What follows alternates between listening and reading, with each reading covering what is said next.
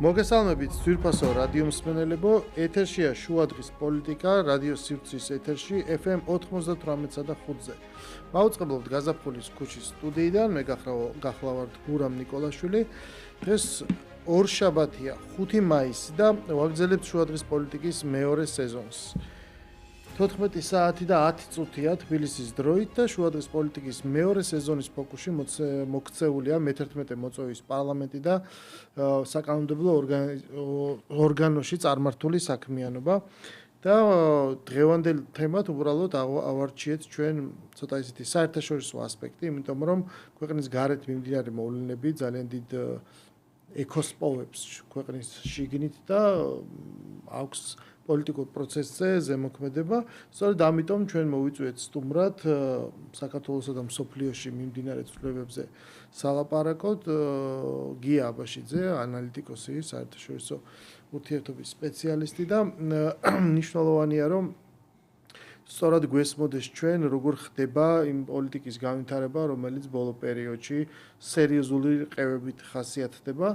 ცხადია, რომ ეს გლობალური მასშტაბით ეს რყევა გამოიწვია ამერიკის პრეზიდენტად დონალდ ტრამპის დაბრუნებამ და შემდეგ მისმა სრულად არაორდინალურმა და ბევრად უფრო ხისტმა პოლიტიკამ, ვიდრე ის ახასიათებდა მის პირველ პრეზიდენტობას. თუმცა ჩვენ გვინდა აქცენტი გავაკეთოთ ერთგვარ ორმაგ სტანდარტებზე, რომელიც შეინიშნება განსხვავებულ მიდგომაზე და საერთოდ სამყაროზე, სადაც სხვადასხვანაირად ჩანს მოვლენები გააჩნია ვინსაიდან და როგორ იყურება.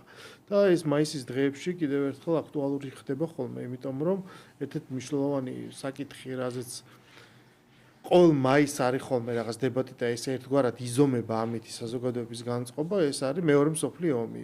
როდის მოხდა მისი დასრულება, რატოა ეს ხა ესე ზუსტად მნიშვნელოვანი ესეც გაუგებარია, მაგრამ და ვინ გაიმარჯვა, ვისი ბრალი იყო და ამით იზომება ხოლმე ეს დამოკიდებულება, განსაკუთრებით ეგ ბოლო პერიოდში მნიშვნელოვანი გახდა იმითიც, რომ თავის დროზე 9 მაისი ევროპაში დააწესეს ევროპის დღე. მიუხედავად იმისა, რომ ევროსაბჭოს შექმნის თარიღი არის 5 მაისი, მათ გადაწყვიტეს, რომ სწორედ 9 მაისი ყოფილიყო ევროპის დღე და ალბათ ამ ჭრილშიც დღეს იქნება რაღაცნაირად განსხვავებული დამოკიდებულება და ჩვენ მე საქმე გვაქვს ერთგვარ ისტორიის გადაწერასთან და სწორედ ისტორიის გადაწერაზე რომ ვილაპარაკოთ და ეს რაკურსი საერთაშორისო ურთიერთობის პერსპექტივიდან წარმოვადგინოთ, ერთ-ერთი კაფიო, ესე ვთქვათ, გაპაექრება ჩვენ მოვისმინეთ, როდესაც გერმანიაში საკითხი დადგა, რომ პარტია, პოპულარობით მეორე პარტია AfD შეიძლება საერთოდ აკრძალონ, გააუქმონ, იმიტომ რომ ეს არის მემარჯვენე ექსტრემისტული შეხედულებების მატარებელია. ამას გამოეხმაურა ამერიკის სახელმწიფო მდივანი, რომელს თქვა, რომ ეს შეუძლებელია, ანუ ეს აღარ არის დემოკრატია, ეს არ არის შეთავსებადი, ამაზე უპასუხა რა თქმა უნდა გერმანიის მხარემაც ეს ყველაფერი ხდება რაღაც ტვიტებით ომი და თქვა, რომ ჩვენ ვისწავლეთ გაკვეთილი, რას ნიშნავს მემარჯვენე ექსტრემიზმი და სწორედ ამიტომ სასამართლოა ეს ობიექტური გადაწყვეტილება მიიღეს და ისედაც ეს გამართლებულია. ანუ აი ამ მაგალითის განხილვით რო დავიწყოთ, გია, რას გვაჩვენებს ეს დღეს, ანუ ვინ წარმოიდგენდა ამას, რომ უკვე დასავლურ სამყაროშიც გაჩნდებოდა აი განსხვავებული პერსპექტივა იმისი, თუ რანაირი შეიძლება იყოს და რას ქვია სწორი და არასწორი. მივესალმები რადიო სივრცის აუდიტორიას, მართლა ფარისევლობა არის ზენიტში აყვანილი ევროკრატიაში თუ ბრიუსელის მაღალჩინოსნებში და ის რაცაც ესე ვთქვათ ასწავლიან ახალ დამოუკიდებელ ქვეყნებს, მათ შორის საქართველოს და საქართველოს ბევრი რამე აღარ ესწავლება უკვე ჩვენი დემოკრატიული წინსვლიდან გამომდინარე, ყველაფერი ამოატრიალებულია და ნუ ეს გერმანიის მაგალითი ალტერნატივა გერმანიისთვის AfD-ს პარტიის ექსტრემისტებად გამოცხადება, რომელიც ერთი ნაბიჯია რომ აკრძალოს საკონსტიტუციო სასამართლომ, ეს საერთოდ ვერანაირ სტანდარტში ვერ ჯდება და ძირითადი ბრალდება, რასაც ამ პარტიას უყენებენ, არის ის, რომ გერმანიის კონსტიტუციის პირველ მუხლს არღვევს ადამიანის თავისუფლებაზე და ის იმიგრანტები, რომლებიც გერმანიაში ცხოვრობენ, არიან მეორე ხარისხოვანი ადამიანები მეორე ხარისხოვანი ზოგი მოქალაქეა გერმანიის, ზოგი არ არის, მაგრამ აქ ასე თქვათ ერთი დიდი კითხვის ნიშანი არის.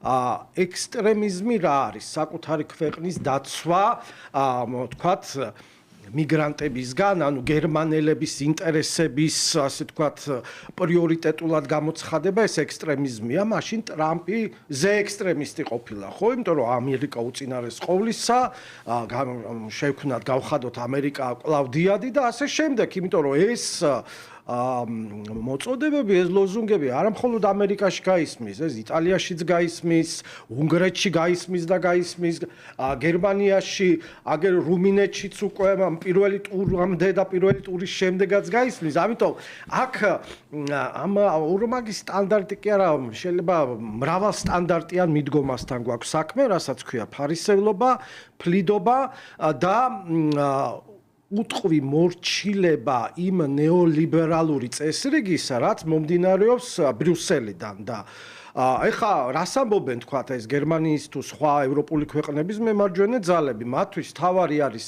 მათივე ქვეყნების სუვერენიტეტების დაცვა, ზედმეტი ბიუროკრატიის შეზღუდვა და ევროკავშირი არის მხოლოდ იმისთვის, რომ ჩაერიოს ყოველთვის არა ეკონომიკურ საკითხებში და ეს არის ეკონომიკური პროექტი, ფინანსური ეკონომიკური პროექტი და მათი საქმე არ არის იდეოლოგია, პოლიტიკა და ასე შემდეგ და ასე შემდეგ. მაგრამ თუ ადრე ყავდათ ასე თქვათ პრობლემურად ბჭყალებში უნგრეთი, ახლა ასეთი ქვეყნები მრავლდება. ჰორიზონტზე არის რუმინეთიც კიდე უკვე რუმინეთსა და უბრალოდ შეგვიძლია გადავიდეთ, მაგრამ უნდა ითქვას სასამართლოების მზარდ როლსა და ერთგვარ პოლიტიზაციაზე, ხო? ტრამპი უკმაყოფილოა ამერიკული სასამართლოების გადაწყვეტილებით და მიაჩნია, რომ თქვათ მისი პოლიტიკა და მას აქვს უფლებამოსილება როგორც პრეზიდენტს უკანონო მიგრაციის წინააღმდეგ, როდესაც ახდენს დეპორტაციას და ასე შემდეგ, საერთოდ დღეს თქვა, რომ ალკატრასის ციხე ისე უნდა გავხსნა, როგორც ესე ვთქვათ, რაღაც ყველაზე საშიშებისთვის ხო რაღაც ბანაკი, საერთოდ ის რაღაც ამ ბრენდების დევნაში რაღაც შემჩნეულია. ამავე დროს ამასთან ნიუსი იყო, რომ და მივნახე ახტაცებული ქართველები ვერ მივხვდეთ ახტაცდნენ, რომ აი ესტონეთში ციხე цаრიელია და ხომ არ რაღაც გავაქირავოთ თუ ასე შემდეგ. ანუ ესტონეთი რატო არის წარმოადგენილი იდეალურ ქვეყანად ამ ხრივ უამრავი გამოწვევის ფონზე, არ ვიცი, მაგრამ აი ეს ერთგვარი ხბოს ახტაცება ახასიათებთ ხოლმე ქართული აუდიტორიის ნაწილს.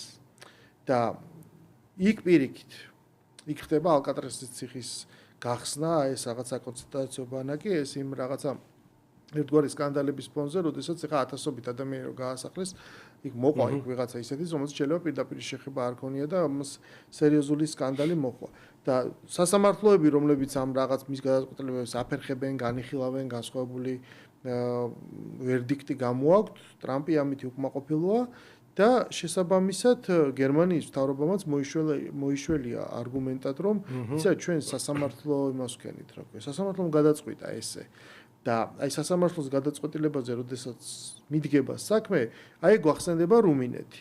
იმიტომ რომ სწორედ რუმინეთში მოხდა ის, რომ პირველი ტურის შედეგები გაუქმდა, მერე არჩევნები აი შარშანიდან უკვე ამ დრომდე გადმოინაცვლა, იმის გამო სასამართლომ თქვა, რომ გონი ადგილი ჰქონდა რაღაც რუსულ ჩარევას და ამის მექანიზმი იმგვარად ისე სასაცილოდ აღწერა, რომ თვით ვენეციის კომისიასაც კი გაუჭირდა და ვერ თქვა, ანუ ვერ გაამართლა ეს და თქვა, რომ ნუ ეს შეუძლებელია ხა ადამიანების ნებაში, ანუ სასამართლომ ესეთი კორექტირება შეიტანოს, მაგრამ ყოველ შემთხვევაში კანდიდატი ჯორჯესკუ, რომელიც იყო პირველ ადგილას, აღმოჩნდა არჩევნებს მიღმა, მისი სახელით ახლა მონაწილეობს სიმეონი, სხვა კანდიდატი, რომელიც დაპირდა ამორჩეულს, მე დავაბრუნებ ამ ჯორჯესკოს ისევ პოლიტიკაში მივიცემ საშუალებას და უკვე ძალიან დიდია, ანუ ორმაგი უპირატესობით უსწრებს 40% მოაგროვა და მეორე ტური გაიმართება, უსწრებს ესე ვთქვათ სახელმწიფო კანდიდატს, თუ შეიძლება ესე ითქვას, ხო?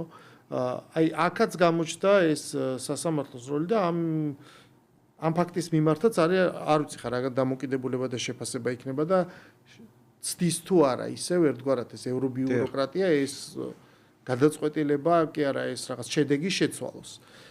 ყოველ შემთხვევაში დემონიზების მთავარი ინსტრუმენტი, როდესაც არ მოგწონს შედეგი და მე თავს იმართებ გერმანიის შემთხვევაში, ისე ჩვენ გვაქვს თურმე ფაშისტური წარსული და ეხლა ეს აღარ უნდა დაუშვათ და ამიტომ თუ საჭიროა აი არჩევნებზეც უნდა ვიმოქმედოთ, განსხვავებული აზრი ესე ვთქვათ, დავბლოკოთ.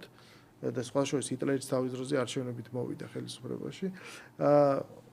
აქაც ერთ-ერთი დემონიზების თავი ინსტრუმენტი ეს არის, რომ მიაწერო რუსულ ჩარევას, რუსულ პროპაგანდას, კრემლის პროექტს და ასე შემდეგ. ანუ ფელი ის პალიტრა რაღაც იარაღების, რასაც ჩვენ ხედავთ საქართველოში. და პირველ რიგში ეხლა მიუხედავად აი იმ სკანდალისა და მაშინ პატარა უპირატესობა ქონდა ჯორჯესკუს. ეხლა გამუშტარ უპირატესობა ბევრად დიდია და ამ მთელი სკანდალის შემდეგ ადამიანებმა მაინც წავიდნენ და იგივენაირად მისცეს ხმა. აი ამ ნაწილს როგორ შეიძლება შევხედოთ და ის დილემა, რაც დღეს გადის ევროპაში, რომ ერთის მხრივ დემოკრატია მის პირდაპირი გაგებით, ანუ უმრავლესობის ხმა და მეორეს მხრივ ერთგვარად რაღაცა იმ ღირებულებებად მოაზრებული რაღაცა სააზროვნო ჩარჩოები, რომელიც მიაჩნიათ, რომ აი ეს არის სწორი და არასწორი. დიახ, გერმანიის საარჩევნო სისტემა მეორე მსოფლიო ომის მერე იმგვარია, რომ ვერც ერთი პარტია ვერ მოვა უმრავლესობაში, აუცილებლად კოალიციური მთავრობა უნდა შედგეს. ამიტომ რატო შეეშინდათ ეს AfD-ს? გასაგებია, იმიტომ რომ AfD-ს აქვს ის დღის წესრიგი, რომ ის საკმაოდ პოპულარულია ერთი აღმოსავლეთ გერმანიაში, ყოფილ GDR-ში და მას სულ უფრო უსმენს მეტი ხალხი, ვინც შეწუხებულია ამ იმიგრაციის, ჭარბი იმიგრაციის პრობლემებისგან, რასაც ახლავს თან სოციალურ-ეკონომიკური პრობლემები, კრიმინალთან დაკავშირებული პრობლემები და ასე შემდეგ და ასე შემდეგ. რაც შეეხება რუმინეთს, აქაც, ესე ვთქვათ, საკმაოდ გაუგონარი რაღაც მოხდა, როდესაც სწორედ აღნიშნე მგონი ჩაერია რუსეთი. თავის დროზე ესე მგონისაც ამბობდნენ, რომ რუსეთი ჩაერია 2016 წლის ამერიკის საპრეზიდენტო არჩევნებში. შემდეგ იყო დიდი გამოძიება ამერიკაში და ტრამპისა და რუსეთის კავშირი ვერაფრით ვერ დაამტკიცეს. ახლა ზუსტად ასე იყო და რამდენიმე ამერიკელი წონადი პოლიტიკოსია, პოლიტიკური აქტორი, რომელიც ამბობს, რომ თუ თავის დროზე ბაიდენის დროს რუმინეთის კურატორი იყო მაშინდელი სახელმწიფო მდივანი ბლინკენი, ახლა რუმინეთის კურატორი არის პრეზიდენტი მაკრონი, საფრანგეთის ლიდერი. ამის დადასტურება, რა თქმა უნდა, არავის შეუძლია, მაგრამ ეს მოარულად გაისმის მასმედიაში, სოცქსელებში და ასე შემდეგ. ახლა რა იქნება ამ სიმეონთან დაკავშირებით? იგივე ხო არ განმეორდება მაგალითად რაც მოხდა გერმანიის არჩევნების შემდეგ, ავსტრიის არჩევნების შემდეგ, საფრანგეთის არჩევნების შემდეგ, როდესაც ეგრეთ წოდებულ სანიტარულ დერეფანს, სანიტარულ კორიდორს აკეთებენ, საპარლამენტო არჩევნების შემთხვევაში იყო, როდესაც თქვათ მეორე და მესამე ადგილზე გასული პარტიები ქმნიდნენ კოალიციას და ამით ბლოკავდნენ პოლიტიკურ სანიტარული გზით პირველ პარტიას, ულტრამემარჯვენეებს ავსტრიის შემთხვევაშიც. ახლაც მეორე ადგილზე სახელმწიფო კანდიდატმა რუმინეთში, ანუ ბუქარესტის მერმა და სხვა კანდიდატმა, რომელიც მესამე ადგილზე გავიდა, აი ესენი როგორ შეკრა, ანუ მესამე ადგილზე გასული რა სიტყვის მეორე კანდიდატის სასარგებლოდ მოუწოდებს თავისიანებს, ანუ შემდეგ უკვე თანაბრად გამოდის თითქმის, ხო? მეორე და მესამე თითქმის 20% აიღეს სიმეონმა, პირველ ადგილზე გასულო 51%. აი ეს მეორე და მესამე 20% საწავა, ანუ არჩევნები იქნება 18 მაისს, მეორე ტური და ბუნებრივია, აქაც იქნება გარკვეული ირიბი ჩარევა, თქვათ ასე, იქნება ეს ვიცე-პრეზიდენტი ვენსი თუ სხვა ამერიკელი პოლიტიკოსები, რომლებსაც არ სურთ, რომ დაიჩაგრონ იდეოლოგიურად მათთან ახლოს პოლიტიკური ძალები. მაგრამ ის, რასაც ქვია კლასიკური კანონის უზენაესობა, დემოკრატია, სამართლიანი მართლმსაჯულება, ეს უკვე წარსულს ჩაბარდა და საკმაოდ ესე თქვა ინტენსიური გახდა ევროპაში ეს დისკუსია, რომ ევროკავშირი როგორც პოლიტიკური პროექტი დიდხანს გაძლებს ამ турბულენციაში, იმიტომ რომ ასე არ ჩერდება ერთ ადგილას და ეხლა დავიწყოთ პირველი ესტაფეტა აიღო დიდმა ბრიტანეთმა, Brexit-ი გამოაცხადეს თავისი რეფერენდუმით. სხვაგან ეხლა აი ამ რუმინეთის მაგალითზე თვითონ კი ამბობს ეს პირველ ტურში გამარჯვებული კანდიდატი სიმიონი რომ არა ევროკავშირში უნდა დავრჩეთ, მაგრამ პოლიტიკურად ნუერევა, ნატოშიც დავრჩეთ ამერიკის ხელმძღვანელობით, მაგრამ მას აქვს ესეთი ძალიან სკანდალური იდეა ეხლა თავის დროზე საწინასაარჩევნოდ ერთს ამბობენ, მერე როცა გაიმარჯვებენ, ცვლიან უკვე რომ ამ სიმიონს სურს რომ რუმინეთის საზღვრები აღდგეს 1940 წლამდე მდგომარეობით, რაც ნიშნავს, რომ გარკვეული ტერიტორიული პრეტენზიები უნდა ქონდეს რუმინეთს უკრაინასთან და მოლდოვასთან. მოლდოვასთან პრეტენზია კი უნდა ქონდეს, მოლდოვა მთლიანად შეიღოს. კი, მთლიანად. მოლდოვა იყო რუმინეთის ნაწილი და ბუნებრივია რომ ეს ესე ვთქვათ შესაძლოა მოლდოვას და ამის გამო ამ ორ ქვეყანაში პერსონა ნონ გრატაა გამოცხადებული უმრავლესობას გააჩნია მოლდოვური პასპორტი სწორედ ამ წარმოშობის გამო თავისუფლად აძლევენ საკმაოდ ოჯახის წევრი და ასე შემდეგ ხო სრულიად სხვა ტიპის არა უკრაინა უფრო პრობლემურია მით უმეტეს ეხლა როდესაც ეს რაღაცა სამშვიდობო ესე ვთქვათ შედეგი ვერ დადგა რაღაც პრეტენზიები აქვს ბუნებრივია უკრაინასაც და მის ასე ვთქვათ აქტიურ მოკავშირეებს ექნება წინააღმდეგობა. ყოველ შემთხვევაში ამ ომის მიმდინარეობის პარალელურად ამ სტუდიაშიც ისმოდა ხოლმე ვილაპარაკია იმაზე რომ იცით რა არის ანუ ჩვენ კიდე არ ვიცით როგორ მორჩება უკრაინის ომი, მაგრამ მეგონი ვაკაც მეუბნებოდა ხოლმე რომ თუ ეს მოხდა რაღაცა რუსეთის გამარჯვება ამ ომში და უკრაინა შეიძლება მთლიანად ის კი არა უბრალოდ რუსეთმა რაღაც ნაწილი ჩამოაჭრა.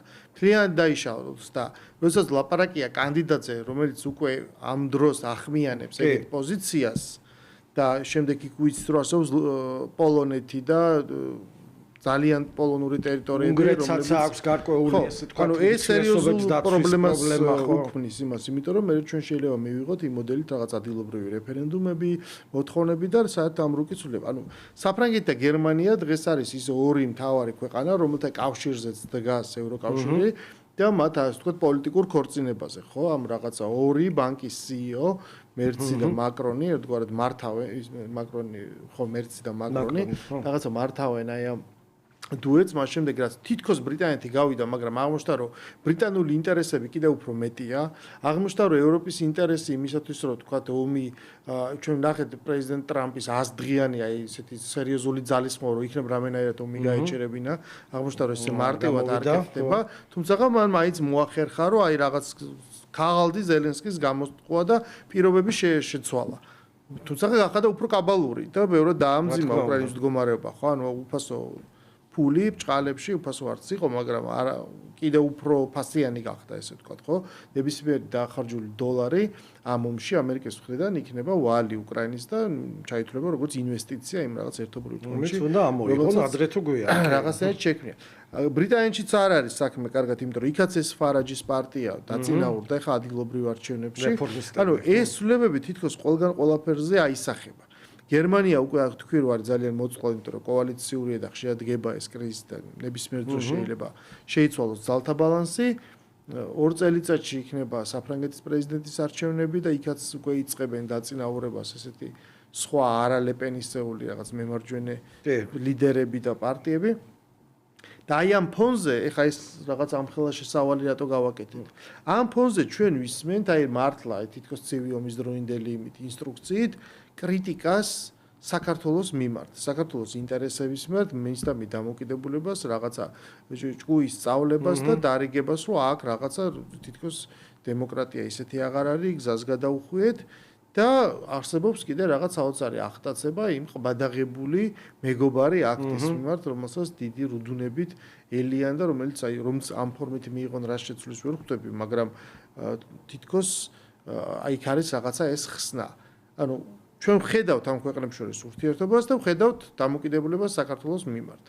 აი ეს ორმაგი მოცემულობა რა დასკვნის საშუალებას გვაძლევს? იმას გვაძლევს, რომ ის კლასიკური ფასეულობები, რითაც შეიქმნა ევროკავშირი, რითაც ამდენი 10 წლეულები არსებობდა, გამქრალია და ყველაფერი არის დამოკიდებული აი ამ ევროკრატიულ მართლობაზე, რასაც ევროკავშირის დიდი ხანია უკვე ეძახიან USSR-ს, ხო, USSR-ის სახეცვლილებას, რომ იქიდან მოდის დიქტატი, იქიდან მოდის ასე ვთქვათ, ინსტრუქციები, ერთ-ერთი ყველაზე გავლენიანი პოლიტიკოსი არის ურსულა ფონ დერ ლაიენი ევროპის კონტინენტზე, თუმცა ჩვენ ვხედავთ ასევე რომ ურსულა ფონ დერ ლაიენი სულ რაღაც მოკლე მისალმებით, ასე ვთქვათ, შეეგება დონალდ ტრამპს ვატიკანში, როდესაც პაპის გასვენებაში იყვნენ. 100 დღე გავიდა, 100 დღეზე მეტი გავიდა და დონალდ ტრამპს არ ჰქონდა ევროკომისიის პრეზიდენტთან არანაირი კომუნიკაცია. შეხვედრაზე კი არა, სატელეფონო საუბარიც არ იყო ეს. მან ხაზგასმით ეს გააჩვენა, რომ მისთვის ეს ევროკრატია არაფერს არ წარმოადგენს და მისთვის მთავარია ორმხრივი ურთიერთობები.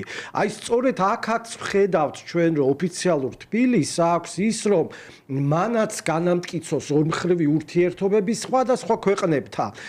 და ტყუილად არ არის რამდენი ხანია უკვე გამოცხადებული, რომ საგარეო პოლიტიკაში საქართველოს აქვს მულტივექტორული, მრავალვექტორული პოლიტიკა, რომელიც მეგობრობთ ყველასთან, გარდა ოკუპანტისა, მაგრამ ოკუპანტთან უნდა დავილაპარაკოთ, იქიდან გამომდინარე, რომ ადრე თუ გვიან სამშვიდობო მეთოდით აღსადგენია ტერიტორიული მთლიანობა.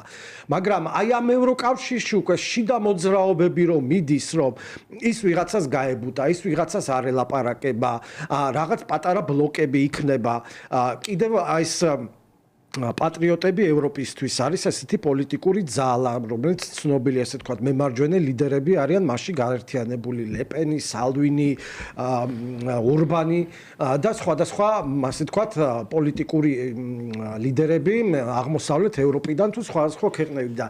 მასაც უნდა რაღაცა თავის სიტყვა თქვას, ჯერ არ გამოსდის სიდიდით მესამე პოლიტიკური ჯგუფი აქ ევროპარლამენტში, მაგრამ იმედები აქვთ, რომ ფასდაუდებელი გახდა თანამედროვე სამყაროში ეს სუვერენიტეტის დაცვა, უნგრული სუვერენიტეტი იქნება გერმანული თუ სხვა იტალიური თუ სხვა ნებისმიერი და ეს მოიტანა დრომ, როდესაც აი ამ მულტიკულტურულმა პოლიტიკამ არ გაამართლა, ჭარბი მიგრაცია არის, ქმნის თავის სოციალურ-ეკონომიკურ პრობლემებს, თავისი თქვა სოფლიო ეკონომიკურ კრიზისში ამ ტარიფების ბრძოლა, ჩინეთის გაძლიერება, ყველაფერს აქვს თავისი ასე თქვა ფასი.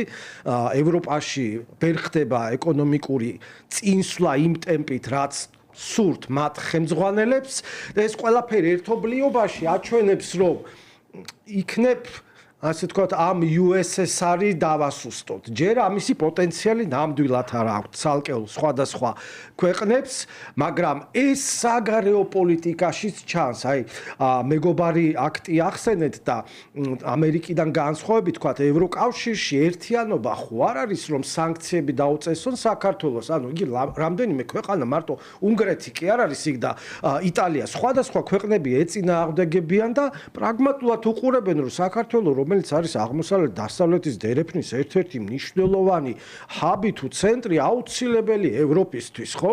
არ შეიძლება ამ ქვეყანასთან გაბუტვა ისეთ მიზეზების, მოგონილი მიზეზების გამო, რასაც ქვია, თქვათ, პოლიტიკური, ეგრეთ წოდებული პოლიტიკური პატიმარი სააკაშვილი, ეგრეთ წოდებული პოლიტიკური დევნილი კეზერაშვილი და ასე შემდეგ და ასე შემდეგ. ხო, ნუ ეხლა ამ საპარლამენტო საგამოძიებო კომისიის ხდომებს უყურებენ ეხლა ვისაც არ ახსოვს, ხო, რა საშინელებები ხდებოდა, მაშინ რატომღაც ჩუმად იყვნენ ეს ევროპარლამენტარები თუ ევროკომისრები და არ ხდება საქართველოში ის რაც უნდათ რომ წარმოაჩინონ, ხო, ბუზი გახადონ სპილოთ და ეგრე არ არის და ეხა ის სიხარული, რასაც ამაღამ თბილისის დროით ვაშინგტონში ამ მეგობარ აქტს მიიღებენ თუ არ მიიღებენ იგივე სანქციები უნდა გადაიხედოს ეს ურთიერთობა საქართველოსთან, მაგრამ აქაც ეგრე არ არის. დაამტკიცა უმრავლესობით კონგრესის ერთმა პალატამ მეორეში უნდა გადავიდეს.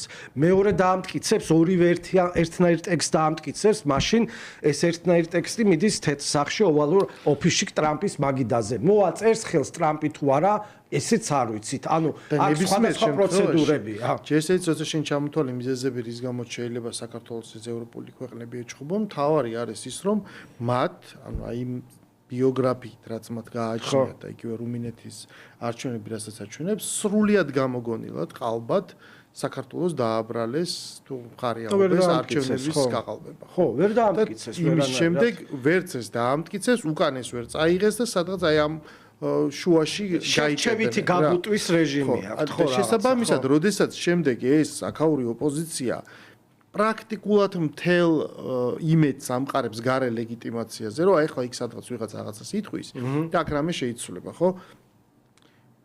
იმედგაცრუება მორიგი კიდევ ერთი ელით ზუსტად იმის გამო, რომ იცი რა არის, ანუ გარეთ რაც უნდა შეიცვალოს, აღმოჩენ რომ აქ არაფერი არ შეიცვლება, ამ მხრივ, იმიტომ რომ ამ სიმართლიდან გადახვევა არ მოხდება, ეგ ერთი. და მეორე, რომ თუ იქაც ვერ მოხდა და პროცესი ვერ მივიდა ბოლომდე, ეს კიდევ მეორე მხრიდან არის, ხო? იმედგაცრუება აი ამ რაღაცა მოლოდინზე. იმის ნაცვლად, რომ არსებობს განსაზღვრული დღის წესრიგი. ანუ ადამიანება სამყაროს შეხედონ ძალიან მარტივად რა. ჩვენ მივიღეთ უკმაყოფილება ერთადერთი მიზეზის გამო. იყო მოლოდინი, რომ მოხდება ხელისუფლების ცვლილება. ხო, საარჩევნო შედეგის გამო. ერთმანეთს, აჩვენებდნენ რაღაც განსხვავებულ კვლევებს და რატომღაც ამ კულტივირებდნენ და აღვივებდნენ ამ რწმენას, რომელიც იყო უსაფუძვლო, ხო? თან ვიზუალურადაც ფოტოშოპებიდაც ატყუებდნენ, რომ ამდენი 100,000-ობით ხალხი იმის გამო რომ ეს ვერ მოხდა. ანუ მათ როგორც დემოკრატიულ ქვეყანას ჩვევია, ხო, რომ ოპოზიცია სადაც ხელისუფლების ნაწილია და 45%-ის შედეგი მათ უბრალოდ კვარში გადაყარეს. შესაბამისად, შენ როდესაც მიდიხარ ბოიკოტზე, ნუ და თუ მიზნად გაქვს ხელისუფლების ცვლილება, არსებობს ორადორი გზა. ერთი არის ფორმალურად არჩევნებში მონაწილეობა, ან ხავერდოვანი, არახავერდოვანი, სისხლიანი, იმოფლიანი თუ რანაირი გინდა რევოლუციის მოწყობა და გადატრიალება, ხო? არ უნდა გააკეთო ერთი არ მეორე. ერთი უკვე გამოვლინდა და გასულ თვეებში რომ ვერ აკეთებ ამას. ვერანაირად. ანუ ვერც ასე და ვერც ისე ამას ვერ აკეთებ. და ეს უკვე წერტილდასმულია, ხო, ეს არ გამოდის. მაშინ რჩება მეორე. და თუ შენ აი აქაც, აი ესა რეალობის სრული უარყოფა და რაღაც აბსურდის თეატრში შესვლა, რომ ეხლა საერთოდ ლოზუნგი არის, რომ არჩევნებიც არ გვინდა ახალი. უბრალოდ ეს ხელისუფლება გადადგეს და წავიდნენ, ხო. და გააქრეს და იყოს ვაკუუმი და მე რა ხდება ამას ვინ ითხოვს, ეს ყველაფერი არის, სადაც ბუნები რაღაც უცნობი, ხო, ბურუსით მოწყვეტილი. ეხლა სულ ახალი იდეა შემოიტანა უსუფაშვილმა. პლებისციტი გაიმართოს 4 ოქტომბერს, გვინდა თუ არა ვადამდელი საპარლამენტო არჩევნები. დაიმართოს ამარცხო. ხო, მაგრამ რომ გაიმართოს, ეს ის 4 ოქტომბერს დანიშნულია ადგილობრივი თვითმმართველობის არჩევნები. ეს რომ შენ გამართო, ეს ის უნდა მიიღო მონაწილეობა. ანუ ცესკოს აღიარებ. ერთადერთი გარდა იმისა, ცესკოს აღიარებ იმ არჩევნებში იღებ მონაწილეობას, ხო? ანუ ესე იგი იმ ორგანიზებულ არჩევნებში. რუსული აღარ არის ეს ცესკო. ანუ ესე გამოდის. ერთადერთი რაც დღეს მოითხოვება, რომ ამ საპროტესტო ჯგუფმა და ელექტორატებმა უნდა მოითხოვოს და დააფიქსიროს, რომ რას აპირებენ, ხო ხტები, არიან აი ამ სცენარში რაღაცა ფსევდო ვითომ ძალადობრივში, რომელიც ძალაც აღმოჩნდა რომ არ არსებობს ამ ქვეყანაში, თორე ეს არავინ არ გააჩერებდა მათ ამისთვის, ან მეორე მონაწილეობა უბრალოდ თამაში. მაგრამ როგორც ჩანსო, ძალიან ძნელია იმისი აღიარება, რომ თუ მაინც მონაწილეობდა ეხა ადგილობრივი თვითმმართველობის არჩევნებში, თითქმის ნახევარი საპარლამენტო ადგილების, რატომ გადაუყარე? რა უნდა უთხრა ნამორჩევლებს? თავიანთი ნებით, როგორ უნდა ახსნან აი ეს აბსოლუტურად გაუგებარი რაღაცა ბრიყული და ბეცი ქცევა, რაც მათ ჩაიდინეს ნოემბერში 20 ალბათ მოლოდინი ჰქონდათ რომ ოცნება რა უნდა უთხრან მე ამორჩეველს ამის ან მე როგორ უნდა დაუმტკიცონ რომ როდესაც შენ აი ესეთ პრიმიტიული სulis გაკეთება და ამოხსნა არ შეგიძლია ხელისუფლებას ამ დომინანტ ხელისუფლებას რაში ეპაექრები რას წარმოუდგენ განსხვავებულად როდესაც მთელი შენი კამპანია იყო აგებული ხელისუფლების პასუხად და ისიც იქ სადაც ყველაზე მეტ რისკს ხედავდა ქართველი ამორჩეველი ომის თემაზე. ანუ უამრავი საკითხები დგება დღის წესრიგში, შესაბამისად ამ ეტაპზე აი ამის თქვა დინაიალ, რასაც ქვია, ხო, ამის უარყოფა, ამ რეალობის არ მიღება და გამოგონილებით ბუშჩი არსებობა ხდება უფრო მოგებიან, მაგრამ ეს ხო საწახვარ, ეს ხო არ აცდება. ეს ანუ შენ თუ დროზე არ მოახდინე თვითრეფლექსია და ჯობს გვიან ვიდრე არასდროს, ნუ მაშინ ეს უბრალოდ დასასრულია, იმიტომ რომ დრო გადის. ანუ ის 4 ოქტომბერი უსუფაშვილს პლებისციტი უნდა თუ პაატა მურჭულაძე სექტემბერში სატელეფონო არჩევნები, ეს 4 ოქტომბერი მოდის. და ახლოვდება და ეს 4 ოქტომბერი გააფორმებს მარტივად, რომ ისინი მათ იციან და გზნობენ, რომ თუ არა 100% ოპოზიციის არამედ გარკვეული პარტიები აქ მიიღებენ მონაწილეობას ამ არჩევნებში. რაც იქნება აბსოლუტურად უკვე შიდა ლეგიტიმაციაც კი აი ოპოზიციის მხრიდან. ლეგიტიმაცია ხალხის მხრიდან აქვს ამ არჩევნებს, მაგრამ არსებობს რაღაც გაჯიუტებული ოპოზიცია და თან რაც თავი ეს ვაკუუმია, ხვდები ფიზიკის კანონი არ ხდება ვაკუუმი, აუცილებლად შეივსება და ის დაბადებს შესაბამის ძალებს, ვინც დაიჭერს ამ ადგილს. აი მე რამდენი რაღაც გაერთიანებას თუ პლატფორმას ქმნიან, კოორდინაცია, ესე იგი, ანუ წინა გაერთიანებები არაეფექტური იყო. თვითონ აღიარებენ მაგას, რომ აი ეხლა ახალი ერთობა, ეხლა ახალი კოალიცია, ეხლა ახალი და რა რასაკეთებენ ამით, ხო? კი ბატონო, ეს არის ხო, ანუ ჩვენ მათთვის. პრაქტიკულად ეხლა ვართ იმ რეჟიმში, როდესაც ანუ საგარეო პოლიტიკაში არის ურთიერთგამორიცხავი ვითარება, უკრაინის სამშვიდობო პროცესი ჩავარდა, შეიძლება ესე ითქვას, იმიტომ რომ ნუ პირდაპირ თქვა ამერიკამ, რომ თქვა რაღაცა მე გავედი და მან წაიღო იქ რაღაც თავის წილი,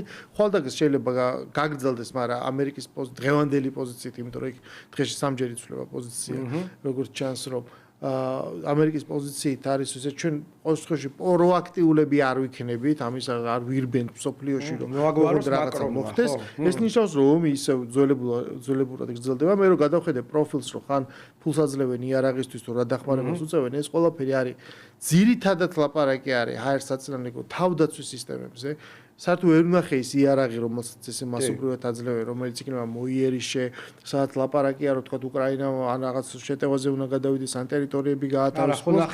ეს იარაღი და არის რაღაც ტრეინინგები, არსებული ძველი თვითმფრინავების კიდე უფრო რაღაც არემონტო თვითმფრინავების გაძლიერება და ამითი სარემონტო ნაწილებად ჩაბარება და აი ამ ტიპის მიმდინარე ხარჯების დაფარო. ანუ ომი გრძელდება, მაგრამ უკრაინას ეს თქვა არ შვილის და პერსპექტივაც არ ჩანს, რომ რა შეიძლება აქ და კიდე უფრო უახლოვდება კიდე უფრო კაბალურ პირობებს მოსკოვის მხრიდან. ეს ხო ხო, იმიტომ რომ ეხა ფაქტია, რომ ყოველი გაგრძელებითი დღე, რომელიც რა თქმა უნდა მოსკოვისა ძალიან ძვირი გადასახდელია, ისიც არ არის ვთქვათ კარგ მდგომარეობაში, ის კიდე უფრო და უფრო ძვირს დააფასებს, ხო და მათ ამის გამოცდილება აქვთ. აგერ მეორე მსოფლიო ომში ჩვენ ვნახეთ მერე სტალინმა რა გააკეთა იმ გერმანიაში, როდესაც იმის კომპენსაციაზე იყო ლაპარაკი დანგრეული ქვეყნის. აქედან გამომდინარე აი ეს საგარეო ვითარება საერთოდ არ ასხამს შიდა ვითარებაზე წყალს. იმის პარალელურად რომ მოსახლეობის უფრო და უფრო დიდი ნაწილი და ამორჩევლები ხედავენ რომ თურმე შექმნილ ვითარებაში სტაბილურობას, მშვიდობას და სხვა რაღაცა ისეთ ხელშესახებ სიკეთეებს მეტი მნიშვნელობა აქვს და ეს გასაფრთხილებელია მაშინ როდესაც უამრავი ომის კერა და აი ესეთი ვითარება ეს ყველაფერი არის გასაფრთხილებელი და რაღაცა სრულად უპასუხისმგებლო ოპონენტებს ვერ აყვები ხო ამაში რა ქვია რიტორიკა რომელიც თვითონ ვერ ჩამოყალიბდნენ ხო შესაბამისად ჩვენ როგორი მოლოდინი გაქვს აი ამ მოახლოებული პერიოდის, იმიტომ რომ სადაც უკვე ზაფხულში უნდა გაირკვეს, ხო, ეს რაღაც სიტუაცია რა არის და როგორ იწყება და ასე შემდეგ, ხო? ნუ საქართველოს მაგალითზე უდიდესი ალბათობით ისევ გაიყოფა ოპოზიცია ორად, არ ვიცი ახლა 60%, 40%-ზე თუ როგორ იქნება გადანაწილება, რომელიც ნაწილი პრაგმატულად მოაზროვნე, გადაწყვეტს, რომ უნდა მიიღოს ადგილობრივ არჩევნებში, ამას ახლა როგორ შლეიფში თუ როგორ საბურველში გაახვევენ, ახლა პლებისციტი უნდათ თუ არ უნდათ, რაღაც ნაწილი კიდევ გააგრძელებს ამ ეგრეთ წოდებულ ბოიკოტობანას. არ ვიცი, როდემდე გაგრძელდება ეს ეგრეთ წოდებული პრეზიდენტობანა სალომე ზურაბიშვილის კაბინეტში, სოროსის ფონდში რო აქ შენობაში და ეს თვითონაც ხვდებიან, რომ ის ჯერ ერთი სალომე ზურაბიშვილი არანაირ კოორდინატორს არ წარმოადგენს, თვითონაც ვერ გაერკვია საკუთარ პოზიციაში, მისი ცალკეული ვოიაჟები თუ იყო მანამდე ევროპის დედაქალაქებში და თუ იქ რაღაც საფრანგეთის რომელიღაც პოლიტიკური პარტიის, მაკრონის პოლიტიკური პარტიის ყრილობაზე ეს ნენელა დასრულდება, მიილევა, იმიტომ რომ დრო რადიკალური ოპოზიციის საწინააღმდეგოდ მუშაობს, იმიტომ რომ ხვდებიან, თვითონაც ხო ხვდებიან, ხა პოლიტიკაში ზოგი ძალიან დიდი ხანი არის, დინოზავრები არიან, ლამის ხო?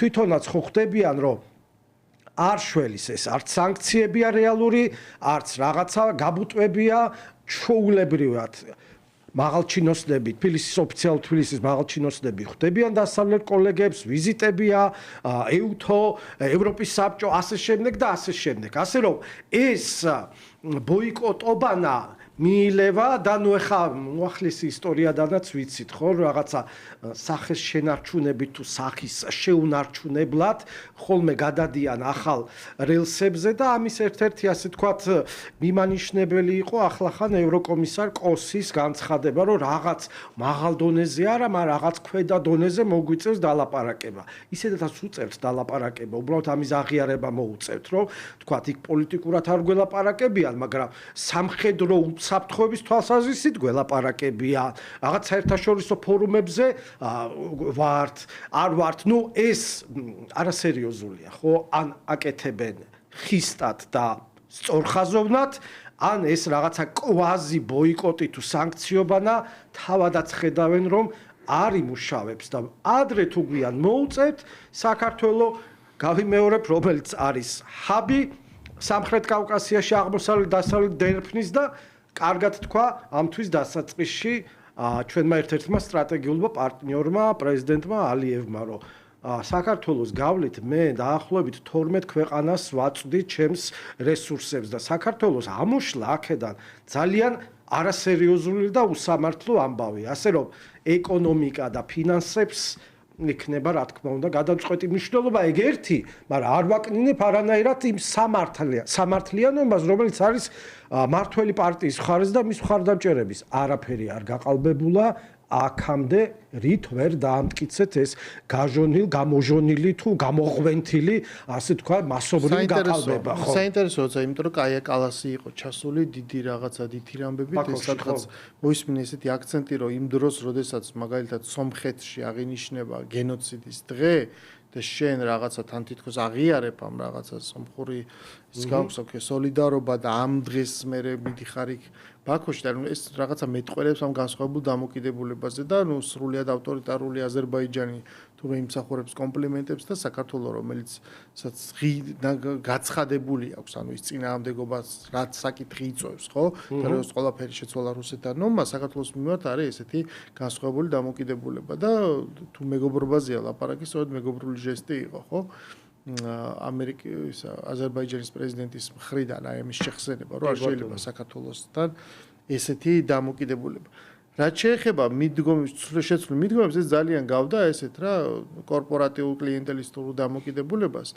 ახსენა ამერიკის პრეზიდენტმა რომ არსებობს კანონმდებლობა რომლის გამოც სხვა შორის ბევრი ამერიკული კომპანია არის სასამართლოში სარჩელი არის შეტანილი და გამტყუნებული 1977 წლიდან მოქმედებს, რაც ნიშნავს, რომ არა აქვთ ამერიკულ კომპანიებს, გლობალურ კომპანიებს, რომ იქ სადღაც ვიღაცას რაღაც ქთამი მისცენ, ქთამი არ ქვია იმას, ხო რაღაც ფული მისცენ, მოკლედ მარკეტინგული ხარჯები გასწიონ ეს ოფიციოზის მიმართ და პრომოების აპირებს, რომ ეს კანონმდებლობა შეცვალოს.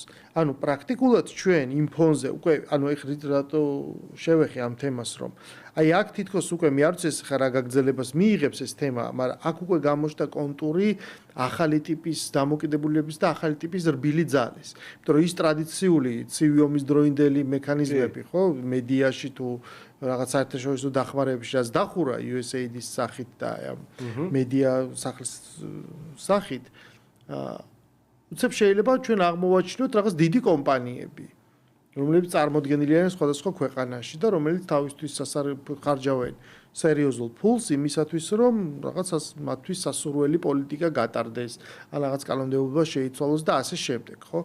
ეს ჩვენ გვაბრუნებს რაღაც ველური კაპიტალიზმის ეპოქაში, შეიძლება ესე თქვა, სადაც არის ნაკლები რეგულაცია, მაგრამ ძალიან არის ამ ტრამპისტულ სტილში, იმიტომ რომ პრაქტიკულად მისი გადაწყვეტილებები თეთრ სახლში პირდაპირ არის მიბმული კორპორაციების ინტერესებს. და თუ ლაპარაკია ხოლმე deep state-ზე, ეგრე და რასაც თვითონ იქ აკრიტიკებს, თავარი deep state-ი, რომელიც მრავალსახოვანია ბიუროკრატიისგანაც შედგება, გავლენიანი პირებისგანაც და პირველ რიგში შედგება კორპორაციებისგან და მათი ინტერესებისგან. რა თქმა უნდა. რომ თელ აი ამ რაღაცა კეთილშობილურ ბჭყალებში უკრაინის ომში ჩვენ ვხედავთ ასე პირდაპირ ეს დაფარული ინფორმაცია ვერც დაფარავ ამას როგორ გაიზარდა სამხედრო ინდუსტრია რომელ კომპანიებს მისდის თქვათ შემოსავალი და შეკვეთები იმ ფულზე რომელსაც გამოუყოფენ უკრაინას და უკრაინამდე არც მინდის ვალად ეწერება თორე პირდაპირ ხდება მესი გადამისამართება აი ამ კომპანიებს და მე ამ კომპანიის აქციები რომელი რაღაცა დიდი კორპორაციების პორტფელებში ამერიკაში და ასე შემდეგ ძალიან ბევრი არიან სეგმენტები ანუ ეს პოლიტიკა ჩვენ ვხედავთ რომ გრძელდება ხვდები რომ პრობლემის დროსაც ხდება ფულის გაკეთება და ეხლა პრობლემის აღმოფხვრვის დროსაც უკვე ჩადებული არის ის, რომ პრაქტიკულად აი თქვენ გაქვთ ჩვენთან ექსკლუზიური კი ბატონო კონტრაქტი და თუ ვინ უნდა იხეეროს ამ ხრივ ამერიკა. ანუ ეს მიგაშნია თუ არა, რომ ხვალდაზე აი რთულია დღეს რამის პროგნოზირება იმ ამერიკის არათანმიმდევრობის ფონზე, მაგრამ ის რომ ხვალ კორპორაციები შეიძლება ხელფეხი გახსნილი აღმოჩნდნენ, რომ ესენი იყვნენ მთავარი ლობისტები ამერიკის სოფლიოში, აი ეს საშიშროება არის თუ არა? რა თქმა უნდა არის, სადაც რესურსებია, სადაც ბუნებრივი წიაღისეულია, რა თქმა უნდა იქ იქნებიან, იმიტომ რომ იქ არის თავარი ასე თქვათ ფულის საჭრელი მანქანა, უხეშად რო თქვა, იგივე ცენტრალური აზია, ხო? იგივე აზერბაიჯანი ნაკლებად, მაგრამ ცენტრალურ აზიაში რატომაც არა, ხო? არ ვიცი ახლა ეს ძალიან თეორიის დონეზეა, მაგრამ არ მგონია რომ ამერიკელები დაინტერესდნენ დანაკლი სპორტით, ეს მათთვის არანაირ ასე თქვათ ეკონომიკურ სარგებელში არ ზის, მაგრამ ის რომ აი ამ დასავლეთის დერეფანში ტვირთების ნაკადებს და რესურსების ასე თქვათ გასვლას რაღაცა მოწილე რომ უნდა გახდეს ამერიკა და მისი ასე თქვათ კორპორაციები და პოლიტიკური ისტაბლიშმენტის მხარდამჭერი კორპორაციები, რა თქმა უნდა ჰორიზონტზე არის, რა თქმა უნდა არ გაუშვებენ არც ერთ ჩანს, თანაც ახლა მადლობა ღმერთს რომ მშვიდობა არის, რამდენიმე წლიანი ასე თუ ისე მოგვარებულია ასე თქვათ მთავარი კერა ყარაბაღში, აზერბაიჯანსა და სომხეთს შორის და ასე თუ ისე ასე თქვათ სამივე სამხრეთ კავკასიის ქვეყანა იღწვის მშვიდობისკენ და ამბობს რომ თუ აქ ეკონომიკური სარგებელია ყველა იღებს ასე თქვათ თავის დივიდენდს, თავარი იყოს მშვიდობა, განვითარება და სტაბილური ასე თქვათ გარემო. ამითი რა თქმა უნდა დიდი მოთამაშეებიც ისარგებლებ, ვინც არიან სამხრეთ კავკასიის გვერდზე, იქნება ეს ევროპა, იქნება ამერიკა, ამიტომ რაც თქვი გურამ, აბსოლუტურად გეთანხმები, ეს წლების ამბავია. თუმცა რამდენად მალე იქნება ტრამპის ასე თქვათ ურთიერთწინააღმდეგობებიდან გამომდინარე, არ ვიცით. თვითონ კითხვა რომ უკვე გამორიცხულია რომ რაღაც თქვათ ვეძებო რაღაც გზები რომ მესამე ვადით მოვიდე, მე აღარ ვიქნები პრეზიდენტი, სხვა იქნება. ნუ ვინ იქნება შეიძლება ჯეიდი ვენსი იყოს, შეიძლება სხვა იყოს მისი საქმის გამგზელებელი, ხო? ამიტომ აბსოლუტურად შეცვლილია გლობალური პოლიტიკა და აქ არის ასე თქვათ ბიზნესია პირველი თუ პოლიტიკოსობა პირველი უკვე აი ერთმანეთს ეჯიბრებიან აი ამ გზაზე, ხო? ტრამპის შემთხვევაში სადაც მან თქვა რომ ანუ დააქვს თავისი პირადი ცუდი გამოცდილება ძლიერი სახელმწიფოს მიმართ, რომელმაც მიაჩნია რომ მას წაართვეს ის მეორე პრეზიდენტობა, ხო, 2020 წელს. აქედან გამომდინარე ის ჩვენ წმინდა ეს თქო ბუღალტრულად რომ შევხედოთ, ესე იგი გადასახადის გადამხდელთა ფული, რომელიც ბიუჯეტში აკუმულირდება და ბიუჯეტი ამერიკის გაიხსნის საშინელ დეფიციტს, მიმართული არის საზოგადოებრივ დახმარებებზე, რომელიც თქო რაღაცა იფლანგება, მისი ეფექტიანობა მას არ ესმის. შესაბამისად მიაჩნია რომ ეს უნდა რაღაცნაირად გააუქმდეს ჩვენ ამ 100 დღის განმავლობაში ვნახეთ აი USAID-ის დახურვის და აი ამ ინსტრუმენტების გაუქმების პროცესი, მაგრამ არსებობდა დიდი კითხვა, რომ კი მაგრამ ეს რამ უნდა ჩაანაცვლოს, როგორ შეიძლება ამერიკა მოარითქოს დომინაციაზე, ჰეგემონიაზე, ხო, ამ რბილძალას. რამ შეიძლება ეს ჩაანაცვლოს? აი დღეს ჩემი აზრით გამოჩნდა პირველი კონტური რა. იმიტომ რომ სახელმწიფო ამერიკული სახელმწიფო პირველ რიგში არის, ნუ თავისუფლება ემსახურება ადამიანებს, მის კერძო საკუთრებას, მის ინტერესებს, ხო? ესეთი ტიპის სახელმწიფოა იქ შექმნილი, თქო, კაპიტალისტური. კაპიტალი არის ყველაზე უმაღლესი ღირებულება. და თუ კაპიტალს ემსახურება სახელმწიფო, მოდი პირდაპირ მივცეთ ამათ. ჩვენ რატო ხარჯავთ ამ გადასახადის ფულს? ბოლოს ხო ჩვენ საბოლოო ჯამში რაღაც კომპანიის ინტერესებს ვემსახურებით და მოდი ეს ხარჯი პირდაპირ იმ კომპანიას შევტენოთ, ესე ვთქვათ რა. მან დახარჯოს ამა თუ იმ ქვეყანაში, სადაც ინტერესია, უბრალოდ თხოვდა რომელიღაც ქვეყანაში, აფრიკის ქვეყნებში რო არის წარმოდგენილი, არ ვიცი, ბრილიანტის კომპანიები უდიდეს მოგებას შოულობს, მას კონდეს უფლება ის ჯესეს ეხა უკვე ისეაც ეგრეა. იმიტომ რომ იქ კანონმდებლობას უჭერს, მაგრამ ეს არის ეს მოდელი რა, ბრილიანტის კომპანიების მოდელი, რომლებიც დაინტერესებული არიან აფრიკაში ომში, უბედურებაში, რომ იქ ადგილწარმოქმნის ნედლეულის ფასი მაღალი არ იყოს და მთელი დამატებითი ღირებულება მას შემდეგ რაც ალმასს გამოიტანენ აფრიკიდან, მერე ემატება ხოლმე. ხო, ანუ პრაქტიკულად ჩვენ ხედავთ ეს მოდელს, იმიტომ თქვენ წარმოიდგინეთ, ხო, აგრესიული კომერციული პოლიტიკა. დიდი ამერიკული კომპანია რომელიღაც ქვეყანაში და მას აქ ხელფეხი გახსნილი და რამხელა მოგება აქვს და რამდენი ფულის დახარჯვა შეუძლია, ხო? ეს მომენტი როცა ლაპარაკი იყო ეს თუ ეგრეთ წოდებული deep state-ის rebranding-ზე, რასაც ჩვენ ხელისუფლების განცხადებებში ვკითხულობთ, რომ შეიძლება ეს რისკი არსებობდეს, შეიძლება სწორედ ამ ფორმით რაღაცნაირად განხორციელდეს. სახეს იცვლის ერთი ნიღბიდან მეორე ნიღაბზე გადავა, მაგრამ ბირთვი რჩება მაინც სამწუხაროდ იმ პატარა სუვერენული ქვეყნებისთვის, რომლებიც თქვა თავის თავისუფლებას იცავენ, მაგრამ დიქტატი, ეხლა ამერიკის დიქტატი თუ სადღაც მართლა სარგებელი არა აქვს, ნაკლებად მოსალოდნელია ეხლა, არ ჩერდება ამ გრენლანდიაზე, გრენლანდია იქით არქტიკა უნდა, არ ჩერდება ამ პანამის არხზე, თავისი ინტერესები აქვს, ყველგან თავისი, ასე ვთქვათ, კომერციული ღუზა უნდა ჩაუშვას მყარად და ამისი, ასე ვთქვათ, მომსახურება იქნება ზუსტად იმ მეგაკორპორაციების მიერ, რომლებიც, ცალკე არიან, მაგრამ მოკავშირეები არიან ოფიციალურ ვაშინგტონთან. ხო, თავარი ცვლილება, როგორც ჩანს, სწორედ ამის თქმა მინდა, რომ შეაძლოა, ვთქვათ, ამერიკის ინტერესები ისევ არსებობდეს, მაგრამ შეიცვალოს შიდა, ესე ვთქვათ, სტრუქტურა. იქ სადაც, იმიტომ რომ როდესაც პრაქტიკულად სახელმწიფო ხდება მთავარილობისთან, სახელმწიფო უსაზღვროდ ძლიერდება და deep state-ზე ამიტომაც ლაპარაკობს იქ, იმიტომ რომ ეს ბიუროკრატია ის ხედავს, რომ გადაულახავია. ის ადვილად ვეღარ მართავს და მისთვის ბევრად უფრო მომგებიანია ელაპარაკოს აი ამ და ჩვენ გვინახავს ოვალურ კაბინეტში სხვადასხვა ისინი TikTok-ის გაყიდვაზე იყო ლაპარაკი რაღაცაზე რომ აი პირდაპირ მილიარდერები ნახე აი ამან ამდენი ფული იშოვა ამ გარიგებით იმან ამდენი და მას კონდეს სწორედ ესეთი რაღაცა დამოკიდებულება ხო რაღაცა პარტნიორული და პრაქტიკულად მას გადააქვს სახელმწიფოში აი ეს მოდელი რასაც ის მიჩვეული იყო ნიუ-იორკში თავის დეველოპერული საქმიანობისას და ის რაც მას ხელს უშლის მიაჩნია რომ ეს ყველაფერი არის ესე ვთქვათ მტრული მოძველებული და ემსახურება მხოლოდ ბიუროკრატიის ესე ვთქვათ ინტერესებს.